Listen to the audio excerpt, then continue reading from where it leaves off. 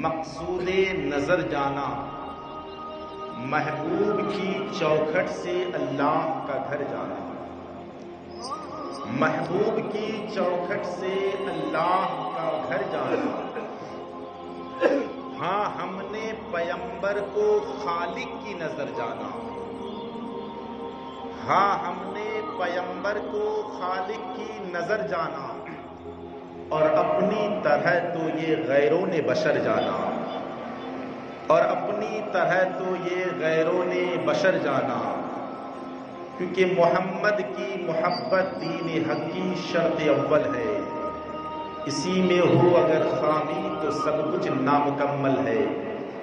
اور بریلی کے تاجدار ارشاد فرماتے ہیں کہ خدا کی رضا چاہتے ہیں دو عالم، خدا کی رضا چاہتے ہیں دو عالم، خدا چاہتا ہے رضائے محمد، خدا چاہتا ہے رضائے محمد۔ حضرات محترم، قرآن پاک کی ایک آیت کریمہ کی تلاوت کرنے کا شرف حاصل کیا۔ اللہ رب العزت ارشاد فرماتا ہے ربنا آمنا فاغفر لنا ذنوبنا، اے ہمارے رب ہم نے ایمان لے کر آیا، ہم ایمان لے کر آئے، ہمارے تمام گناہوں کو بخش دی۔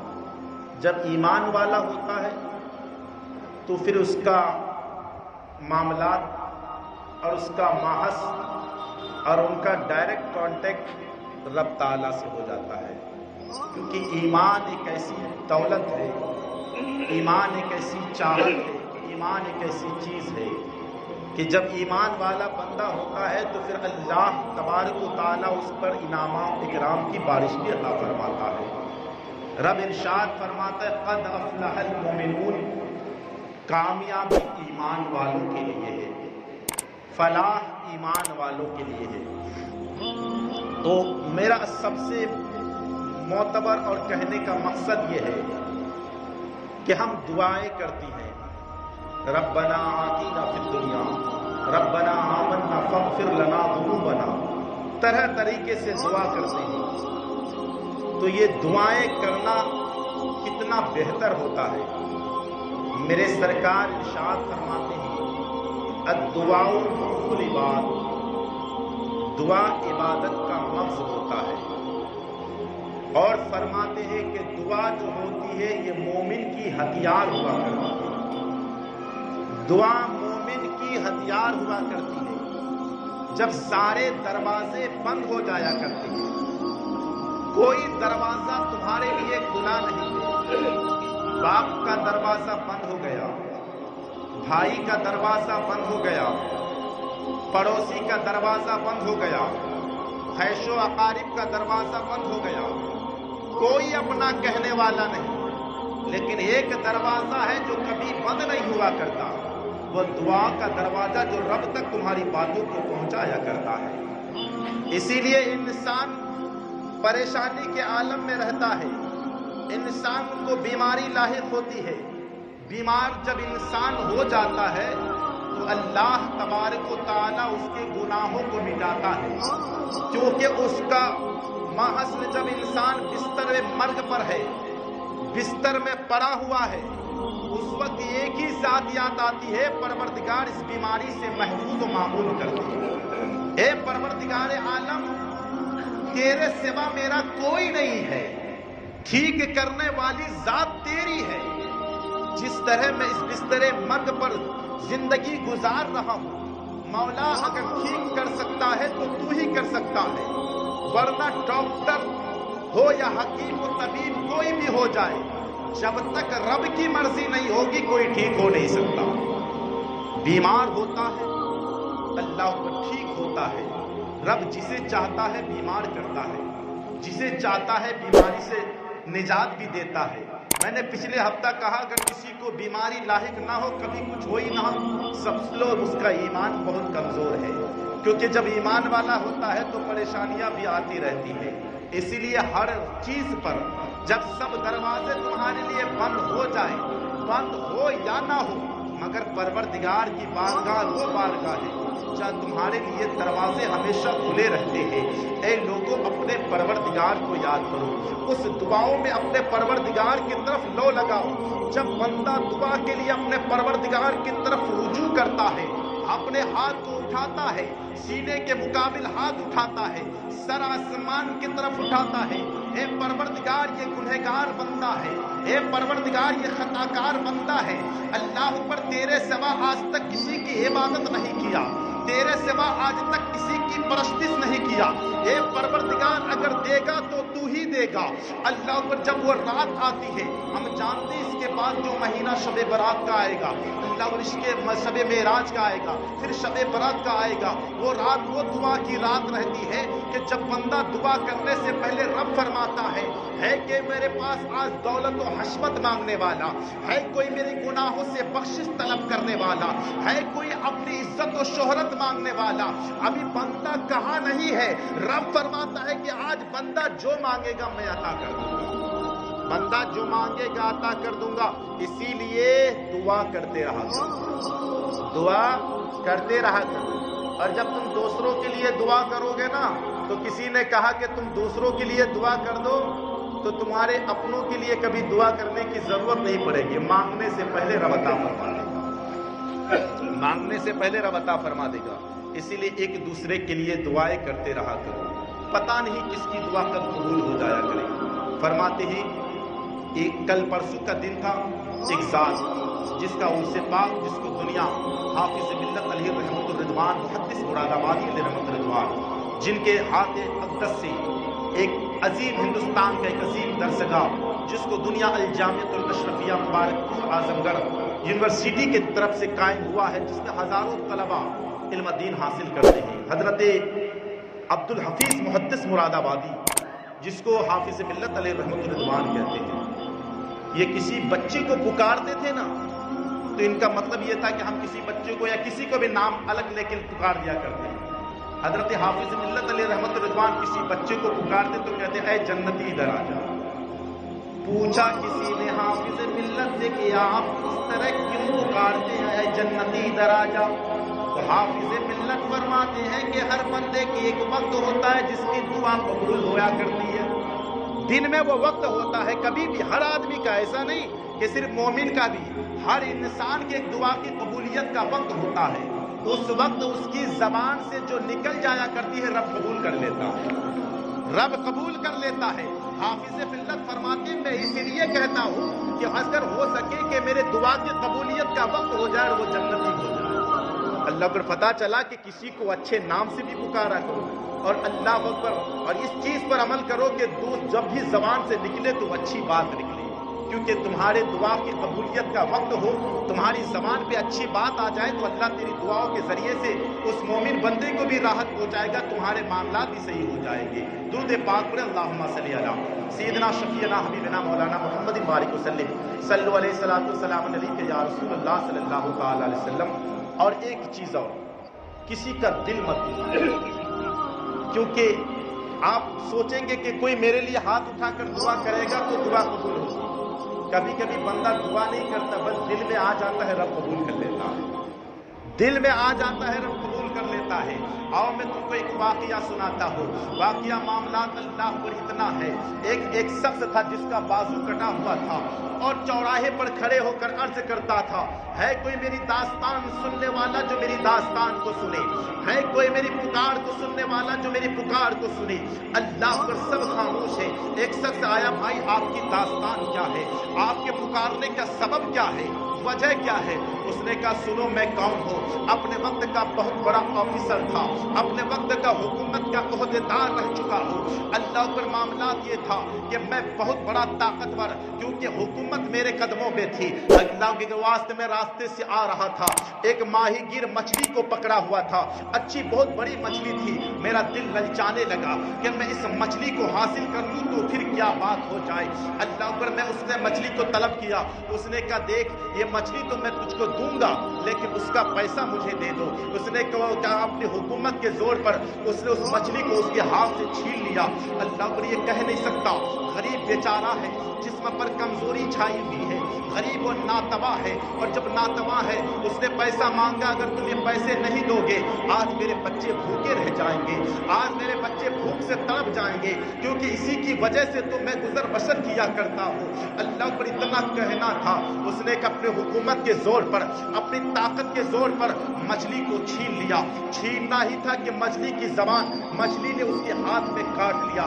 اللہ پر جب کاٹنا تھا وہ درد کی شدت میں مچھلی لے کر گھر تو پہنچ گیا، اور جب پہنچا اپنی بیوی سے کہا کہ مچھلی کو پکاؤ، لیکن معاملات یہ تھا درد کم نہیں ہو رہا تھا، جس انگلی میں کاٹا تھا اس انگلی کا درد کم نہیں ہو رہا تھا۔ رات بھر بے قراری میں تڑپتا رہا، رات بھر بستر میں آرام نہیں ملا۔ صبح کا وقت ہو چکا، حکیم کے پاس گیا، ڈاکٹر کے پاس گیا۔ ڈاکٹر نے کہا معاملات جب دیکھا، کہا ایک ہی صورت میں اس کا علاج ہے کہ تمہاری انگلی کو کاٹنی پڑے گی۔ اللہ کو کہا ٹھیک ہے، درد تو کم ہو جائے گا، ہاں درد کم ہو جائے گا۔ انگلی کو کاٹ دیا گیا۔ گھر جب پہنچا لیکن درد میں کوئی کمی نہیں ہوئی، درد میں اور اضافہ ہوتا گیا۔ پھر کچھ دن کے بعد ڈاکٹر کے پاس گیا۔ جب ڈاکٹر کے پاس گیا تو ڈاکٹر نے کہا کہ اللہ پر معاملات اتنا بڑھ چکا ہے، اتنا خطرناک زہر اس کا ہے کہ ہاتھ بھی کاٹنی پڑے گی۔ کہا ٹھیک ہے ہاتھ کو کاٹ دو۔ ہاتھ کو کاٹ دیا گیا مگر زہر کا اثر کم نہیں ہوا۔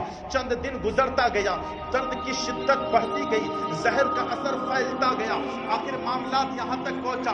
پھر اسی حکیم کے پاس گیا، اسی ڈاکٹر کے پاس گیا۔ ڈاکٹر نے کہا کہ زہر اتنا پھیل چکا ہے کہ پورا بازو کاٹنا پڑے گا۔ بازو کو کاٹ دیا گیا۔ اللہ پر اب بغیر بازو کا انسان ہے۔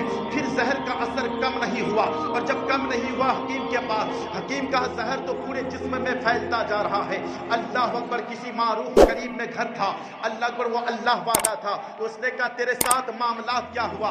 کہ معاملات یہ تھا کہ فنا فنا کام میرے سے ہو گیا۔ کہا کہ اگر چاہتے ہو کہ یہ ٹھیک ہو جائے تم روز حکیم اور ڈاکٹر کے پاس جاؤ گے، یہ ختم ہونے والا نہیں ہے۔ اگر اس کی تلافی چاہتے ہو، اگر اس درد سے چھٹکارا چاہتے ہو تو جس سے چھین کے لایا تھا اسی کی بارگاہ میں چلا جا، جس سے چھین کے لایا تھا اسی کی بارگاہ میں چلا جا۔ اللہ پر یہ جب گیا ہے تو شہر کو وہ چھوڑ کر چلا گیا ہے۔ اس کو تلاش کرتے کرتے شہر کے بدر پھرتا رہا، ادھر ادھر ڈھونڈتا رہا۔ جب فنا کسی مقام پر ملا ہے قدموں پہ گر گیا، کہا حضور مجھے گناہوں کو معاف فرما دیجئے، میرے خطاؤں کو معاف فرما دیجئے۔ اس نے کہا میں تجھے پہچانتا نہیں، تو ہے کون؟ کہا کہ میں وہی ہوں جو فنا نے دن آپ سے مچھلی کو چھینا تھا، فنا نے دن آپ سے مچھلی کو چھین کر میں نے گھر لے کے گیا، اور اس مچھلی نے ہم کو کاٹا تھا، جس کی زہر کے اثر سے آج میرے بازو تک کاٹنے پڑے ہیں۔ اب ڈاکٹر کہہ رہا ہے یہ زہر پورے جسم میں پھیلتا جا رہا ہے۔ اللہ کو اس نے کہا کہ میں تو معاف کر دے رہا ہوں۔ اللہ کو لیکن اس جب معاف کر دیا، کہا بتا ہوا کیا تھا معاملہ؟ آپ نے اس وقت کہا کیا؟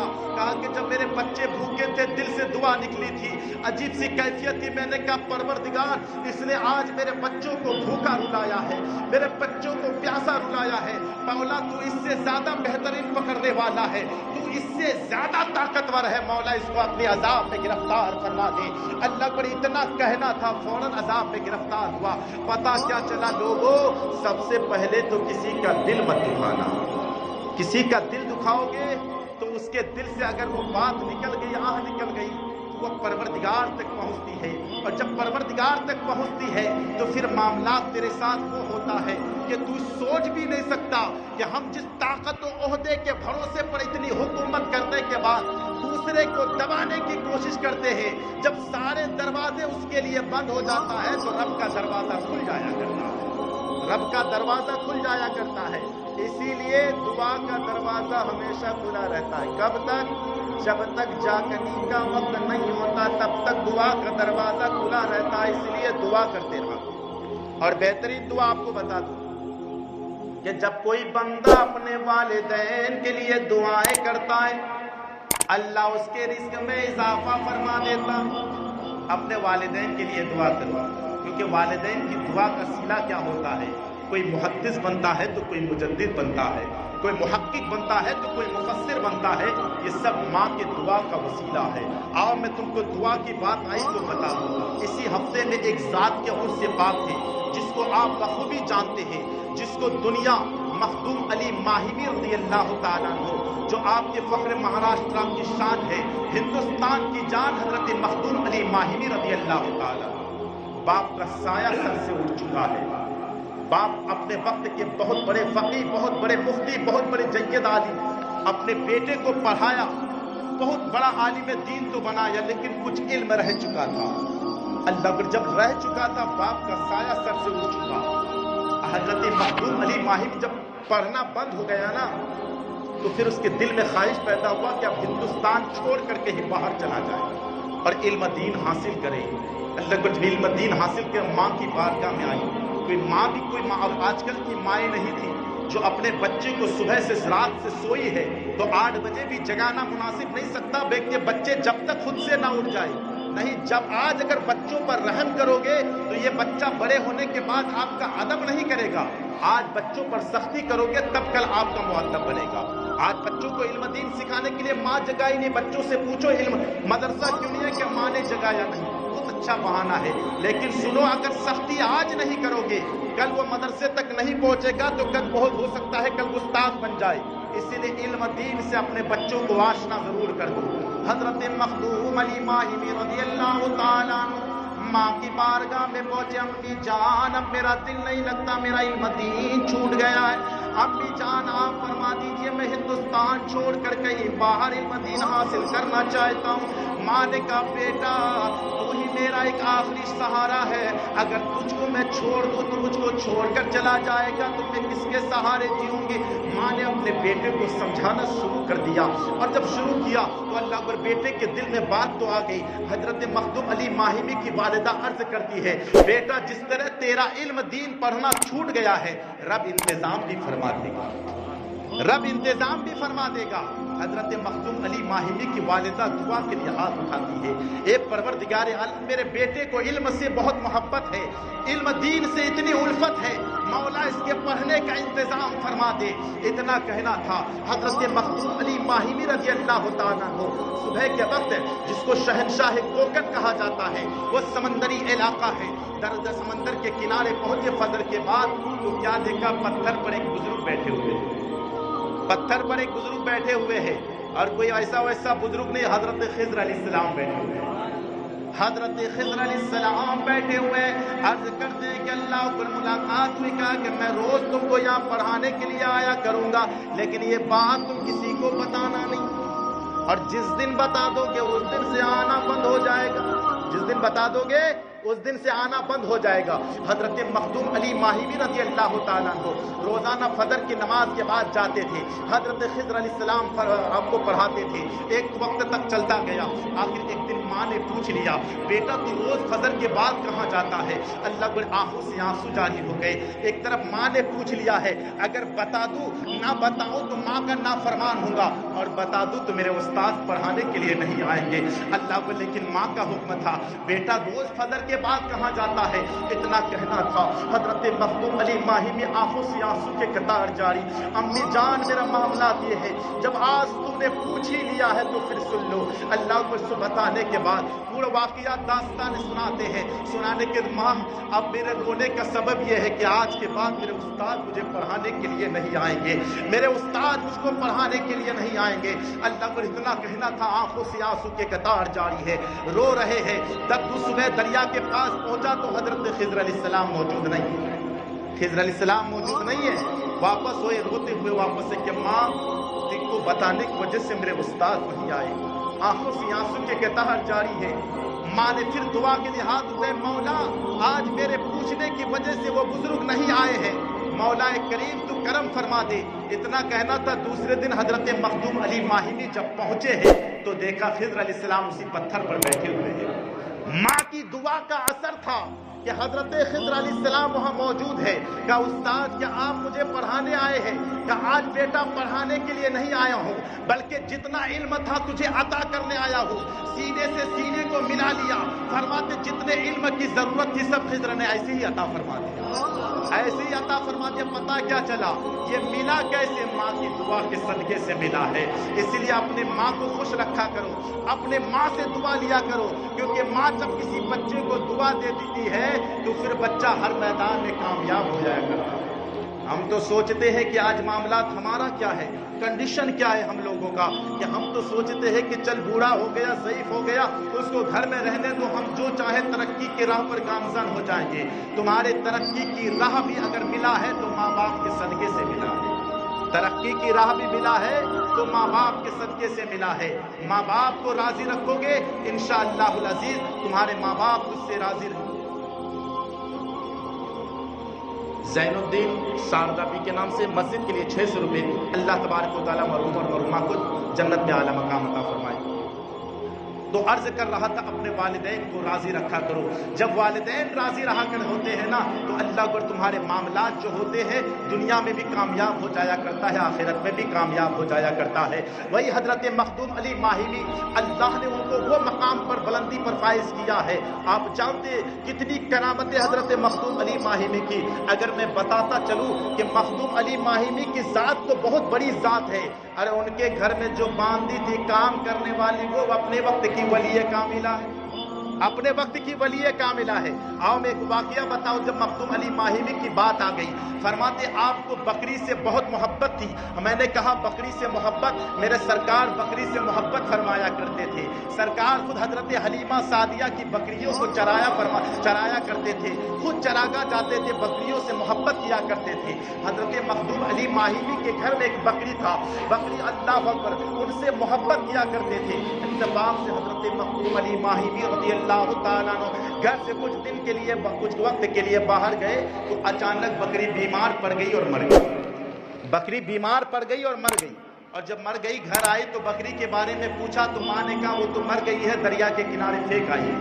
اتنا کہنا تھا۔ حضرت مخدوم علی ماہمی محبت کرتے تھے، اور ہر گھر میں جو جانور ہوتی ہے نا پالنے کی، تو اس سے محبت اچانک ہو ہی جاتی ہے۔ اپنے جیسے رشتہ داروں سے محبت، اپنے بچوں سے محبت، اسی طرح جانوروں سے بھی محبت ہو جایا کرتی ہے۔